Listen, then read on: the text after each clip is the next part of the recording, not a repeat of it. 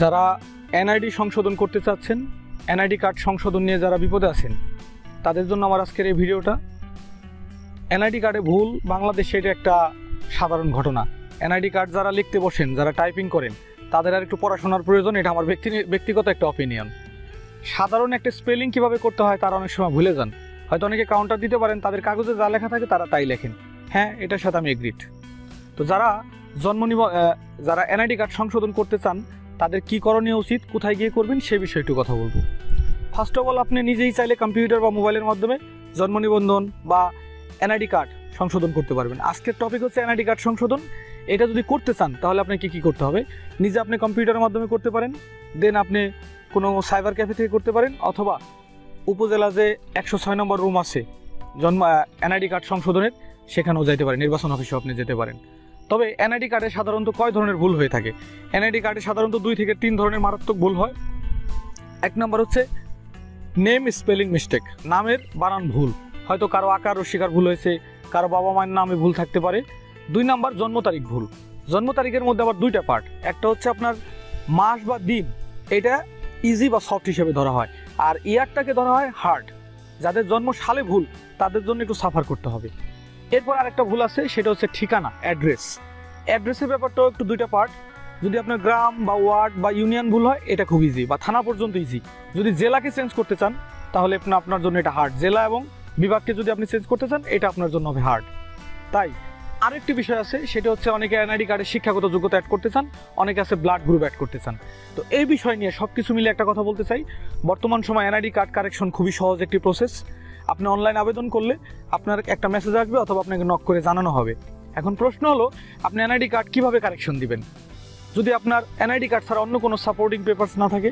হ্যাঁ, NID card সংশোধন করার জন্য আপনার পূর্বের একটি কাগজ লাগবে, যেমন আপনার জন্ম নিবন্ধন। আপনার এনআইডি কার্ডে ধরেন একজন মানুষের নাম আব্দুল আওয়াল, কিন্তু তার নাম আসছে আব্দুল আওয়াল আসেনি। তাহলে আপনি যদি এটা করতে চান, তাহলে আপনাকে এটি প্রুফ দিতে হবে আপনার নাম যে আব্দুল আওয়াল।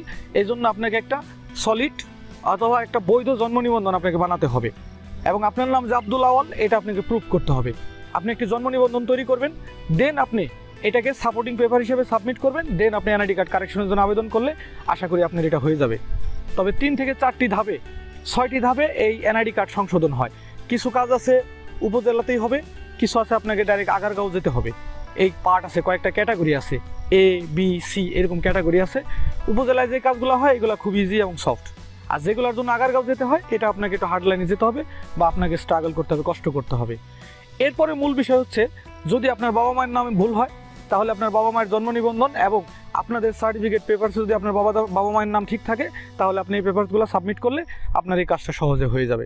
জন্ম নিবন্ধনের বেলাও সেম, জন্ম তারিখের বেলা, ডেট অফ বার্থের বেলাও সেম। যদি আপনার এনআইডি কার্ডে জন্ম নিবন্ধন জন্মসাল ভুল থাকে, তাহলে আপনি জন্ম নিবন্ধনটাকে ঠিক করবেন, ওই ওয়াইজ আপনি এটা বানানোর চেষ্টা করবেন। আবার অনেকের আছে পাসপোর্ট ঠিক করতে চান, পাসপোর্ট কারেকশন দেবেন। পাসপোর্ট কারেকশন দেওয়ার জন্য আপনার এনআইডি কার্ডটা ঠিক থাকতে হবে এবং জন্ম নিবন্ধনটা ঠিক রাখতে পারেন। তবে সব কিছু মিলে সংশোধন করতে হলে আপনাকে এমন একটি বৈধ পেপার দিতে হবে।